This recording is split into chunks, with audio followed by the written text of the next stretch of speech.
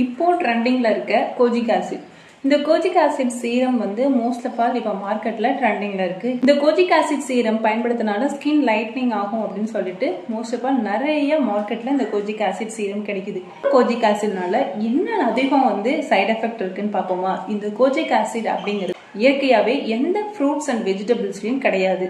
இது முழுக்க ஒரு கெமிக்கல். அதனால 1 or 2% மட்டும்தான் இந்த ஆட் பண்ணுவாங்க. அந்த அளவுக்கு கெமிக்கல் நிறைஞ்ச இந்த கோஜிக் ஆசிட் சீரமை நம்ம யூஸ் பண்றதுனால நம்ம ஸ்கின் வந்து பாத்தீங்கன்னா ட்ரைனஸ் ஆகும்.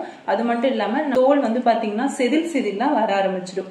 இதோட மேஜர் டிஸ்அட்வான்டேஜ் என்னன்னு பாத்தீங்கன்னா உங்க ஸ்கின் லைட்டன் ஆகும்போது போட்டோ சென்சிட்டிவ் ஸ்கின்னா மாறிடும். நீங்க வெயிலுக்கு போகும்போது உங்க ஸ்கின் வந்து பர்னிங் ஆக ஆரம்பிச்சிடும். இரிட்டேஷன், ரெட்னஸ், இது மாதிரி நிறைய சைட் எஃபெக்ட் வரும். கோஜிக் ஆசிட் அவ்வளோ சேஃபான ஒரு சீரம் கிடையாது மக்களே.